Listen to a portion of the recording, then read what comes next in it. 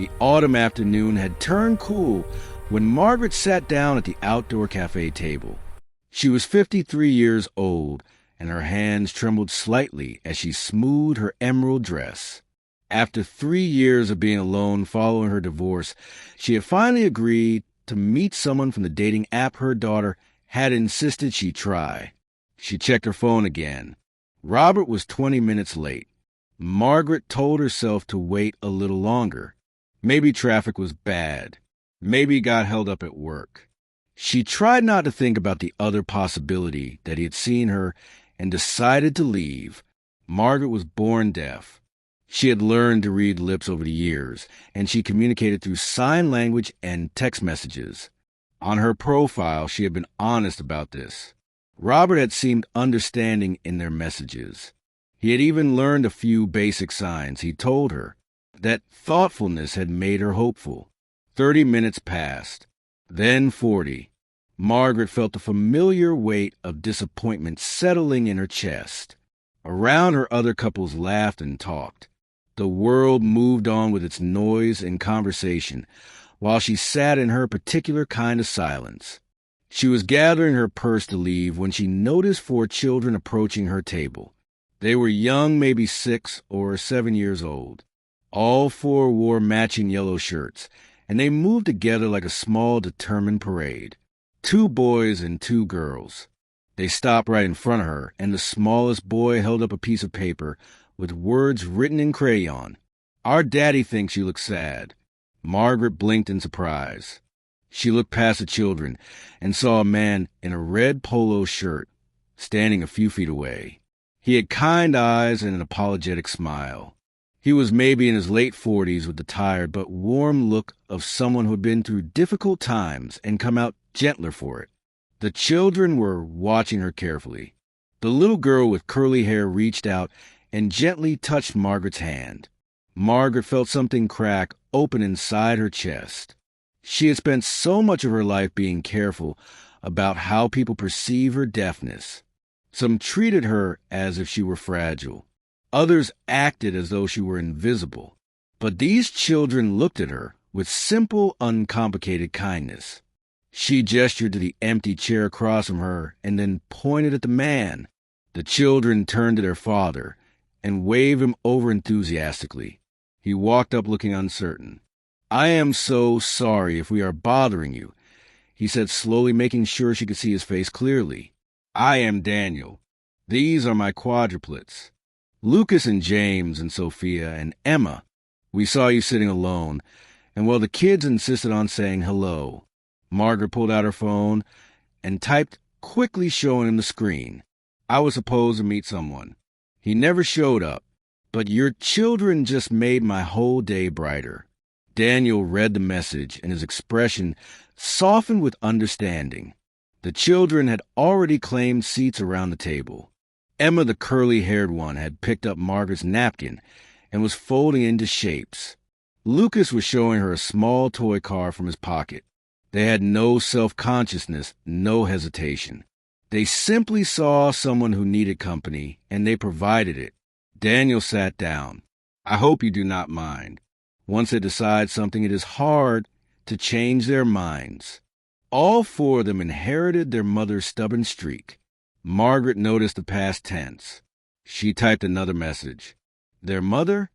She passed away 2 years ago," Daniel said quietly. "Cancer. It has been just the 5 of us since then. Some days are harder than others, but we are learning how to be happy again." Margaret felt her throat tighten. She typed again, her fingers moving quickly. "I am sorry for your loss.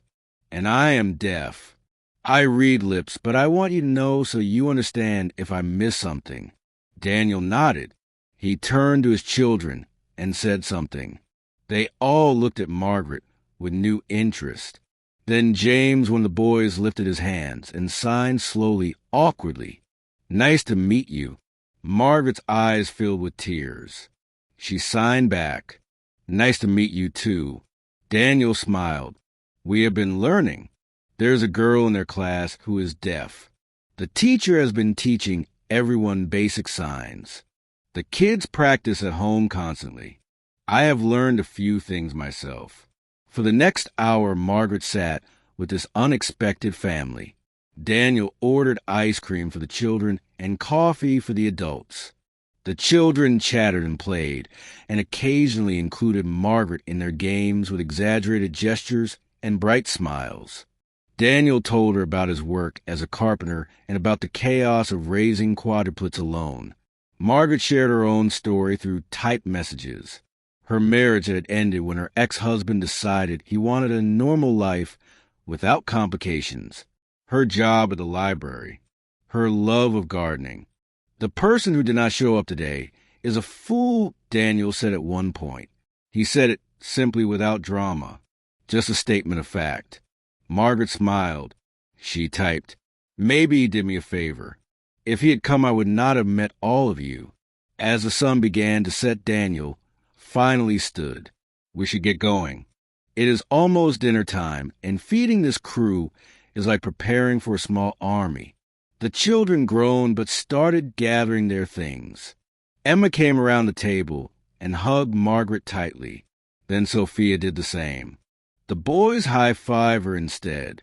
Margaret felt something she had not felt in years. A sense of belonging, of being seen not despite her deafness, but simply as herself. Daniel hesitated before leaving. "I know this is forward, but would you like to join us for dinner sometime? The kids would love it. And honestly, I would too. It is nice to talk to another adult who understands what it is like to rebuild your life." Margaret did not hesitate. She nodded and typed out her number. Daniel entered it into his phone and then showed his screen. "I will text you tomorrow." And Margaret? That man today made a terrible mistake. But I am grateful for it. As they walked away, the four children turned back to wave.